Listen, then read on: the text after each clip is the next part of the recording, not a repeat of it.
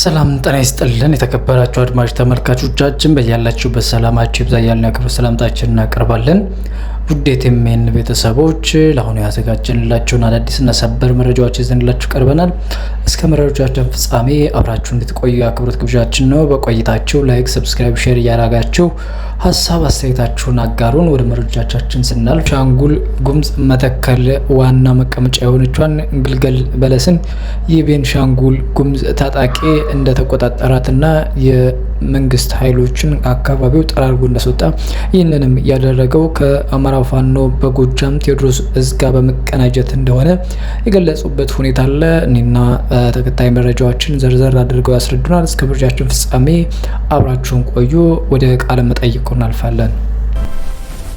የመጀመሪያው አውደ ግንባር የአማራ ፋኖ ብሔራዊ ንቅናቄ ሸዋ ጠቅላይ ግዛት አሳምነው እዝ እሄዳለሁኝ። ወደ ሸዋ ግንባር ማለት ነው። በዚህ እዝ ስር ያለው አንዱ አጼ ዘርዓ ያዕቆብ አንደኛ ኮር ነው። በዚህ ኮር ስር ነጎድጓድ ክፍለ ጦር ተጠቃሽ ነው። አንደኛ ሻለቃና ሁለተኛ ሻለቃዎች በነዋሪ በጅቡራ አቅጣጫዎች የአገዛዙ ጥምር ጦር ከማለዳ 12 ሰዓት ጀምሮ ከበባና ማፈን ለመፈጸም ያደረገውን እንቅስቃሴ አጼ ዘርዓ ያዕቆብ አንደኛ ኮር ነጎድጓድ ክፍለ ጦር ሻለቃዎች በተቀናጀና ስልታዊ መልሶ ማጥቃት በመክፈት መጥተውታል። በተወሰደው ከባድ ወታደራዊ ምት በጠላት ሰው ኃይልና ቁሳቁስ እንዲሁም ሌሎች በርካታ የጠላት ግብዓቶች ላይ ከፍተኛ ኪሳራ በመጨመር ኃይሉን ወደ መጣበት እንዲመለስ አድርገውታል። ሌላውና ሁለተኛው ግንባር ወሎ ጠቅላይ ግዛት ምኒልክ እዝ ተቆጣጥሮ በሚያስተዳድራቸው አካባቢዎች ላይ አልፋለሁኝ። የአማራ ፋኖ ብሔራዊ ንቅናቄ ወሎ ጠቅላይ ግዛት ምኒልክ እዝ 101ኛ ኮር 35ኛ ክፍለ ጦር አንደኛ ሻለቃ ሰሜን ወሎ ዞን ሀብሮ ወረዳ ኤላ አካባቢ ከወደሳ ወደ መርሳ በሚወስደው መስመር በካሶኒ መኪና ተጭኖ ሲጓዝ በነበረ የአገዛዙ ሚኒሻ ላይ ነው በተወሰደ የተቀናጀ የደፈጣ ጥቃት ከ5 በላይ የአገዛዙ ሚኒሻዎች ሲደመሰሱ በርካቶች ቆስለዋል።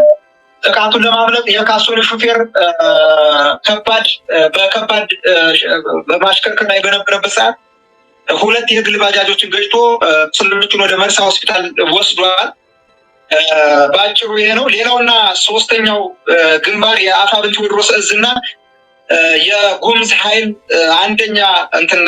አንድነት ግንባር የጉሙዝ ኃይል አንድነት ግንባር የጋራ ግንባር ክዋኔዎችን ስንመለከት የአማራ ፋኖ ብሔራዊ ንቅናቄ ጎጃም ጠቅላይ ግዛት ቴዎድሮስ እዝ 105ኛ ኮር 66ኛ ክፍለ ጦር እና የጉሙዝ ኃይል አንድነት ግንባር የቤንሻንጉል ጉሙዝ ነፃ አውጪ የመተከል ዞን ዋና ከተማ ግልገል በለስ ላይ ከባድ የሆነ ትንቅንቅ ሲደረግ ውሏል። ከጠዋቱ 12 ሰዓት እስከ 3 ሰዓት በተደረገ በከባድ መሳሪያ የታገዘ አስጨራሽ ፍልሚያ ነው ውጊያው ሲካሄድ የዋለው። በጠላት ሰራዊት ላይ ከፍተኛ ሰብአዊና ቁሳዊ ኪሳራ በማድረስ የግልገል በለስ ከተማን በቁጥጥር ስር መዋል ተችሏል። በሁለቱ ጥምረት በአማራ ፋኖ ብሔራዊ ንቅናቄ ጎጃም ጠቅላይ ግዛት ቴዎድሮስ እዝ እና በጉሙዝ ኃይል አንድነት ግንባር የቤንሻንጉል ጉሙዝ ነፃ አውጪ ኃይል ጋር አብሮ በጋራ በተቀናጀ ውጊያ በአገዛዙ ላይ ከባድ የሆነ ቁሳዊና ሰብአዊ ኪሳራ በማድረስ ግልገል በለስ ከተማን መቆጣጠር ተችሏል። ሌላውና የመጨረሻው መረጃ በወለጋ በንጹሃን ላይ የተፈጸመ ያለ ጭፍጨፋን ይመለከታል። የተጎዱ አካባቢዎችን በተመለከተ ምስራቅ ወለጋ ዞን አንገር ጉትን መንደር 04 መንደር 03 መንደር 12 መንደር 02 መንደር 14 እና ሊሊ ተክለ ሃይማኖት አካባቢዎች ላይ በርካታ ጭፍጨፋዎች ተካሂደዋል። ሆሮ ጉዱሩ ወለጋ ዞን አቤ ደንጎሮ ወረዳ ከመንደር 15 እስከ ቱሉ ጋና ከተማና አካባቢው ድረስ ከባድ የሆነ ጭፍጨፋ ከትናንት ነሐሴ 04 2018 ዓ.ም ማለዳ ጀምሮ እስከ ዛሬ ማለት ድረስ ተባብሶ የቀጠለ አሰቃቂ ጭፍጨፋ ተከፍቷል። በዚህ ጥቃት ነፍሰ ጡር ሴቶች፣ መጫት እናቶች ከነጨቅላ ህፃናቶቻቸው ልጆቻቸውንና ሌሎች ቤተሰቦቻቸውን ማዳን በማይችሉበት ሁኔታ በርካታ ንጹሃን ዜጎች በተቀናጀ ሁኔታ በአገዛዙ ጥምር ጦር የገዳ ኮማንዶ በሚባል በሚኒሻ በኦሮሚያ በመከላከያ ሰራዊት ጥምር ጦር ንጹሃኖች ተገድለዋል። ይህንን እንግዲህ ዓለም አቀፍ ማህበረሰብ ሊያውቀው ይገባል። ግልጽ የሆነ የአማራን ህዝብ በማንነቱና በእምነቱ በቋንቋው እየተጠቃና በጅምላ ጭፍጨፋ እየተደረገበት ያለበት ሁኔታ ነው ያለ። እምነቱንም እንዳይል መስጊድ ላይ የተጠለሉ በርካቶች በመስጊድም እንዲጨፈጨፉ ከባድ መሳሪያ እንዲጨፈጨፉ ተደርገዋል እና ይህንን ግብ የዓለም አቀፍ ማህበረሰቡ ሊያውቀው ይገባል ብለን ስላሰብን በዚህ መልኩ መረጃውን ለማቅረብ ተገድጃለሁ።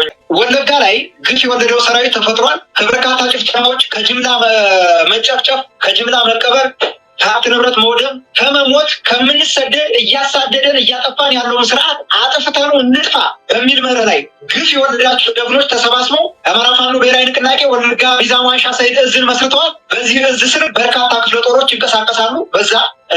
በዚህ እንቅስቃሴ መካከል አገዛዙ የተለያየ ጥምር ጦር በሚለው ኃይል ይህንን የተደራጀ የአማራ ፋኖ ብሔራዊ ንቅናቄ አንዱን እዝ ለመበተንና ለመሰሳለሁ በሚል ቀቢጸ ተስፋ በርካታ ትንቅንቆችን ሲያደርግ ቆይቷል። በዚህም መካከል አገዛዙ በርካታ የጦር መኮንኖችን፣ ኮሎኔሎችን፣ ሻለቃ በየደረጃው ያሉ የሻለቃ አዋጊ መኮንኖችን፣ ዘመቻዎችን እንዲሁም አንድ ክፍለ ጦር ሙሉ በመበተን በመደምሰስ በርካታ የነፍስ ወከፍ መሳሪያና የቡድን መሳሪያ በመማረክ ታሪክ ሰርተዋል። ከዚህ ጋር ተያይዞ በዚህ ሽንፈት መከናነቡ ክፉኛ ያበሳጨው አገዛዙ ጥምር ጦሩን የኦሮሚያ ገዳ የልዩ ኮማንዶ የሚለው እንዲሁም በሚኒሻ ስም ያደራጀው ከዛም አልፎ ተርፎ መከላከያ ራሱ እንዲሁም ደግሞ የአገዛዙ የደህንነት አካላቶች ያሉበት የአገዛዙ የጦር መኮንኖች ያሉበት ሸኔ የሚል የአማራን ሕዝብ ማፈናቀያ መዶሻነት የሚጠቀመው ሸኔ የሚል ስም ሰጥቶ ራሱ አገዛዙ ስትራቴጂክ በሆነ መንገድ ማለት ነው ስትራቴጂክ በሆነ መንገድ እዛ ቡድን ውስጥ በመሆን በከፍተኛ ሁኔታ የአማራን ሕዝብ ተኮር ያደረገ ህዝብን ተኮር ያደረገ ጭፍጨፋ እያደረገ ያለበት ሁኔታ ነው ያለ። ይህን አገዛዙ እያደረገው እንዳለና ለጠየቀኝም ጥያቄ በደረሰበት ምት መሰረት እነዚህ ግፍ የወለዳቸው ኃይሎች የመጣውን የአገዛዙን ወንበር አስጠባቂ ጥምር ኃይል በመደምሰስና በደፈጣ ቁም ስቅሎ ሲያሳጡት ቀጥታ የፈሪ በትር እንደሚባለው በንጹሃን ላይ ነው ጭካኔያቸውን እያሳዩ ያሉት። ይህንንም ከዚህ በፊት በስትራቴጂክ በሆነ መንገድ አጀንዳ ቀርጸው ህዝቡን በሚያፈናቅሉበት መንገድ አሁንም በተመሳሳይ አገዛዙ በቀቢጸ ተስፋ ወንበር አስጠባቂ ኃይሉን የዳቦ ስም እየሰጠ ይሸኛል። እዛ ሄደው የአማራን ህዝብ እየጨፈጨፉ ያለበት ሁኔታ እንዳለና በበቀል ስሜት እንደሆነ ነው ጠቁም ማድረግ የምፈልገው። የአማራ ፋኖ ብሔራዊ ንቅናቄ ከተመሰረተ ጊዜ አንስቶ በርካታ ተጋድሎችን በማድረግ ረገድና ሌሎች የግንባር በመፍጠር ከሌሎች ወንድሞቻችን ጋር ወይም ከሌሎች ታጋይ ኃይሎች ጋር ከሌሎች ድርጅቶች ጋር እንዴት መታገር እንዳለብን ያው እኛ እናውቃለን። ምናልባት አሁን ዝርዝር የሆኑ ጉዳዮችን በዚህ መረጃውን ያልተጠናቀቁ ጉዳዮች ስላሉ መረጃውን ግልጽ ላላደርገው እችላለሁ እና ከዚህ ጋር ተያይዞ ለመጀመሪያ ጊዜ ባይሆንም ቅሉ ግን ደግሞ ለመጀመሪያ ጊዜ ሊያስብል በሚችል መልኩ አመርቂ የሆነ አንድነት የታየበት ይህንን አገዛዝ በጋራ የአማራ ህዝብ መጨፍጨፊያ መዶሻ የተለያዩ ብሔር ብሔረሰብ በኢትዮጵያ ላይ ያሉ ብሔር ብሔረሰቦችን መጨፍጨፊያ መዶሻ የሆነ አገዛዝ ስለሆነ ይህንን አገዛዝ የአማራን ህዝብ አጥፍቶ በቀጣይ ቤኒሻንጉል ጉሙዝን ቀጣይ ደግሞ የራሱን የኦሮሞ ህዝብ የሚበላ ስርዓት እንደሆነ በመገንዘብ ኦሮሚያ ላይ እየተንቀሳቀሱ ይህንን አገዛዝ እየተፋለሙ ያሉ አሉ። ቤኒሻንጉል ጉሙዝን በተመሳሳይ ትግራይ ኃይሎችም እንደዚሁ በተመሳሳይ በአፋርም በኩል እንደዚሁ በተመሳሳይ ከፍተኛ የሆነ ትንቅንቅ ከፍተኛ የሆነ እንቅስቃሴ እየተደረገ ያለበት ሁኔታ እንዳለና የአጋርነትና ትብብሩ ጋር ተያይዞ አሁን በዚህ ዝርዝር የሆኑ ሀሳቦችን ለመስጠት ይፋ መሆን ባለባቸው ሰዓት ይፋ ይሆናሉ። የቤኒሻንጉል ጉሙዝ ነፃ አውጪ ኃይሎችና የአማራ ፋኖ ብሔራዊ ንቅናቄ ጎጃም ጠቅላይ ግዛት ቴዎድሮስ እዝ በጋራ የሰሩት ለመጀመሪያ ጊዜ ነው ማለት ባይቻልም እንደ መጀመሪያ ይዘነው ግን በርካታ ድሎች በርካታ አንድነት የታየበትና የዚህን የአገዛዝ ግብአተ መሬት መፈጸሚያ ትልቅ ሚስጥር መሆኑን በዚሁ ጠቆም ማድረግ ፈልጋለሁ። ምናልባት አሁን ላይ መረጃው አልደረሰኝም። ከ2 ሰዓት ከ10 ሰዓት በፊት የደረሰኝን መረጃ ነው እዚህ ላይ ለዓለም አቀፍ ማህበረሰቡ ማጋራት የቻልኩት። ተለዋጭ የሆኑ መረጃዎች ካሉ በድጋሚ በነገው ዕለት በላይቫችሁ መጥቼ ለዓለም አቀፍ ማህበረሰብ የማሳውቅ ይሆናል። እኔ ስሜ አለሜን ፈቂ ይባላለሁ ከቤኒሻንጉል ጉሙዝ ክልል። ያው ድርጅታችን የቤኒሻንጉል ህዝብ ነጻነት ንቅናቄ ይባላል። ድርጅት ውስጥ እኔ የማዕከላዊ ኮሚቴ አባል ሲሆን የፖለቲካ ዘርፍ አደረጃጀት ኃላፊ ነኝ። የቤኒሻንጉል ህዝብ ነጻነት ንቅናቄ ወይ በህኔን ወደ ትጥቅ ትግል የገባው ቅርብ ጊዜ አይደለም። ከመጀመሪያው የደርግ ስርዓት ለመጣል የተደረገው ትግል አንዱ ድርጅት ነበረ። ከሌሎች ድርጅቶች ጋር አብሮ ሆኖ ታግሏል። መጨረሻ ላይም በተፈጠረው የኢህአዴግ መንግስት መሰረት በነበረው የሽግግር መንግስት ላይ የነበሩ ጥያቄዎች አልተመለሰም በማለት ያው ተመልሶ ወደ ጫካ ከፍተዋል። ባለፉት 30 ዓመታት ያው በኤርትራ ውስጥ ነበረ። ከዛ በኋላ ያው የለውጥ መጣዋል ሲባል ስፔሻሊ ይሄ አሁን ከሳሱ የኦህዴድ ብልጽግና የሚባለው ወደ ስልጣን ሲመጣ ብዙዎቹ ወደ ክልል ከፍተው ነበረ። ነገር ግን የተፈለገው ወይም ፌስቡክ ጠብቀው የነበረው ለውጥ አይደለም። የባስ ብሎ ደግሞ ከበፊቱ ስርዓቶች የባስ በጣም አደገኛና የቤኒሻንጉል ህዝብን ለማጥፋት የመጣ ድርጅት እንደሆነ ሲረዱ አሁንም ተመልሶ ወደ ጫካ ከፍቷል ማለት ነው።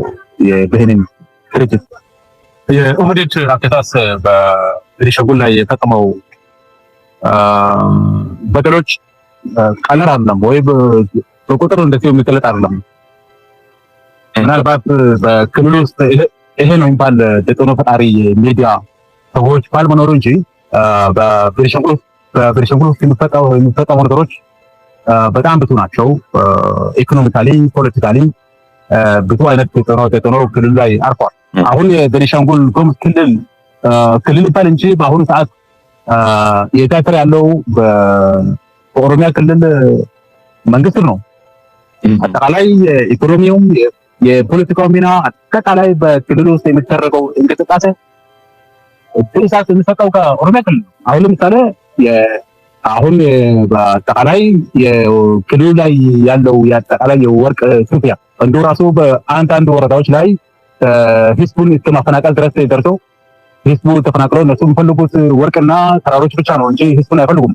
ሁለተኛ የነበረን የክልል ሉዓላዊነት ሙሉ በሙሉ ገጥተዋል። የኢሳ ክልል ውስጥ ሆኖ ስለ መብት ስለ ዲሞክራሲ መናገር አይቻልም። ግድያ አጠቃላይ ደግሞ አሁን ደግሞ የሆነ አርኤስኤፍ የሚባል አሸባሪ ቡድን የቀጥታ ወደ ክልል አስገብቶ በቃ ሴቶችን የደፈረ አጠቃላይ በቃ የክልሉ ክልል አለም አሁን ሰዓት አጠቃላይ የስርቆትና የወንጀል ቀጠና ሆኗል። ስለዚህ በዚህ አጋጣሚ የብሄንን የሚያደርገው ትግል ፍትሃዊ ትግል ነው፣ የህዝብ ትግል ነው። በጣም ተቀርፏል ወደ ኩርሙክ የመጡ ጊዜ ግን አጠቃላይ ምናልባት የኢትዮጵያ መንግስት ይህንን ጉዳይ ይግዳል። አርኤስኤፍ ቤኒሻንጉል ጉሙዝ ክልል ውስጥ እንደ ማንኛውም የኢትዮጵያ ታጣቂ ኃይል ሆኖ ነው እየተንቀሳቀሰ ያለ። አጠቃላይ የነሱ ሎጂስቲክ አጠቃላይ የጦር የሚያስፈልጋቸው ነገሮች ሁሉ በፌዴራል መንግስትና በክልሉ አስተባባሪነት ከአሶሳ ነው ተነስቶ ወደ ሱልጣን አካባቢ የሚገቡ ማለት ነው። እና በእንደና ላይ አሁን ለምሳሌ በኩርሙክ የሚባል ወረዳ ላይ በኩርሙክ ስር ያሉ ቀበሌዎች ከአቀንዶ የሚባል ቦታ አለ፣ ዱልሼት የሚባል ቦታ አለ፣ ዱል ሆደ የሚባል አለ፣ ሆረሳብ የሚባል የኩርሙክ ወረዳ መስተዳድር ያለበት እንደገና ወደ ስትመጣ ወደ መንጌ አካባቢ በቤቱ ቦታዎች ላይ በጣም ትላልቅ ካምፖች መስርቶ ያው ይቷፍናሉ። አጠቃላይ የድሮን ኦፕሬተሮች ይሰናሉ አሶሳ አካባቢ እና የአርኤስኤፍ እንቅስቃሴ በአሶሳ ላይ የሚካሄድ አይደለም። የቤኒሻንጉል ህዝብ ደግሞ አይፈልገውም። እዛ አንድ አርኤስኤፍ አባል እንዲኖር የቤኒሻንጉል ህዝብ አይፈልገውም። የኦህዴድ በክልሉ ላይ በጣም ከፍተኛ ፍላጎት አላቸው። አሁን እንደነሱ ፍላጎት ከሆነ አጠቃላይ በተለይ ስፔሻሊ አሶሳና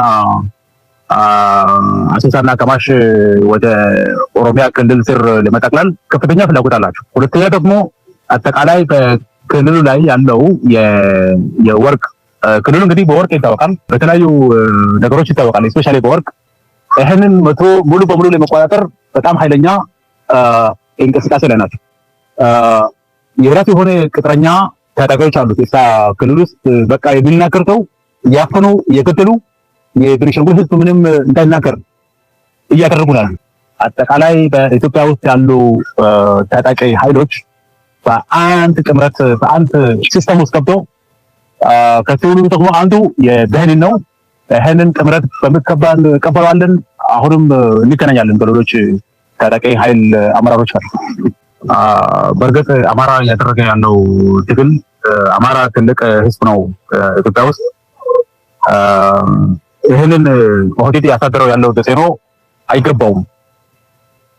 ነገር ግን ይሄ ኦህዴድ ካዲ ስርዓት ስለሆነ የውጭ ዓላማ ይዞ አንግቦ ያለ ስርዓት ስለሆነ አማራ በኢትዮጵያ ውስጥ ያደረገው የአሻራ የባህል የአገር መመስረት የኢትዮጵያ አገር መንግስት መመስረት ራሱ አማራ ትልቅ ሚና ተጫውተዋል ከሌሎች ብሔሮች ጋር አንድ በመሆን ማለት ነው። አማራ በአሁኑ ሰዓት የሚያደርገው ትግል በጣም ፍትሃዊ ነው ብዬ ማምነው። በአማራ ህዝብ ላይ የደረሰ ያለው ጥቃት በሚገባ እንከነስበዋለን፣ በጣም እንወቅሰዋለን፣ አንቀበለውም። ለማስተላለፍ የምፈልገው መልእክት ምንድነው? የኢትዮጵያ ህዝብ ከዚህ በፊት የቤኒሻንጉል ህዝብ ነፃነት ንቅናቄ ላይ የነበራቸው ግንዛቤ ምን እንደሆነ ባይገባኝም እኔ ግን ለአድማጮች ለመናገር የምፈልገው ምንድነው እኛ ድርጅታችን በማንኛውም ሰዓት በኢትዮጵያ ሉዓላዊነት ላይ የማንደራደር ድርጅት መሆናችን በዚህ አጋጣሚ ማረጋገጥ ፈልጋለሁ። ሁለተኛ ደግሞ በቤኒሻንጉል ላይ ብዙ ጊዜ ጥቃቶች ይፈጸማሉ። በአንዳንድ ቦታዎች ላይ በመንግስት የሚፈጸሙ ጥቃቶች አሉ። ይህንን ጥቃት የኢትዮጵያ ህዝብ የሚሰማ አይመስለኝም። ብዙ ጥቃቶች ይፈጸማሉ፣ ግን ኢትዮጵያውያን ስለ ቤኒሻንጉል የሚናገሩት ስፔሻሊ በትግል ላይ ያሉ ድርጅቶችና አመራሮች ስለ ቤኒሻንጉል ህዝብ ላይ ያለው የዋህደት የሚያደርሰው ጥቃት ድምጽ ማሰማት አለባቸው። የኛ ድምጽ አይበቃም ለቤኒሻንጉል ህዝብ። ከአማራ፣ ከኦሮሞ፣ ከትግራይ እና ከአጠቃላይ የኢትዮጵያ ብሔር ብሔረሰቦችና ህዝቦች የድምጽ ድጋፍ እንፈልጋለን፣ ከሁሉም ማለት ነው። ብሔር ከብሔር ያጋጨ፣ ሃይማኖት ከሃይማኖት ያጋጨ እድሜው ለማራዘም የሚፈልግ መንግስት ነው። በእርግጠኝነት መናገር የምፈልገው ምንድነው በቤኒሻንጉል ላይ አሁን ለምሳሌ ባለፈው 27 ዓመት ራሱ ኢህአዴግ ወይም ቲፒኤልኤፍ ስልጣን ላይ በነበረበት ሰዓት በክልሉ ውስጥ አንድ ሰው ሞቷል ሲባል እኛ ብርቅ ነበር፣ እንደ ብርቅ ነበር የምናየው። በቃ አንድ ሰው ሞቷል፣ ሁለት ሰው ሞቷል ሲባል በጣም የማይታሰብ ነበር። አሁን ይህንን አገዛዝ ከመጣ በኋላ በመተከል በከማሽ በጣም ኃይለኛ ጭፍጨፋዎች ተደርጓል። ብሔር ከብሔር ጭፍጨፋ፣ የመፈናቀሎች ነበሩ። ይህንን ግጭት እንዲቀሰቀስ የመንግስት ሴራ እንደሆነ በደንብ አድርገን እንገነዘባለን። በዚህ አጋጣሚም ሌሎች እንዲገነዘቡት እንፈልጋለን። ምክንያቱም በኢትዮጵያ አንጻር አሁን ስንመለከት ብዙ ብሔር ብሔረሰቦች ለብዙ ጊዜ ተከባብረው እንደ አንድ ቤተሰብ አድርገን የኖርንበት ክልል ነው። በዚህ 8 ዓመታት ውስጥ ይሄንን ጠፍቷል። ይሄ ባህል ጠፍቷል። ስለዚህ ይሄ ስርዓት ነው ይሄንን ጥላቻ ያመጣው። የእርስ በርስ ግጭትና ጥርጣሬ የመጣው በዚህ ስርዓት ውስጥ ነው። ተመልካቾቻችን ወደ ቲኤምኤን ቤተሰቦች ለአሁኑ ያዘጋጀንላችሁ ሰበር መረጃዎችን ይመስሉ ነበር። በቀጣይ በሌላ መረጃ እስክንገናኝ በያላችሁበት ሰላም ቸር ያሰማን።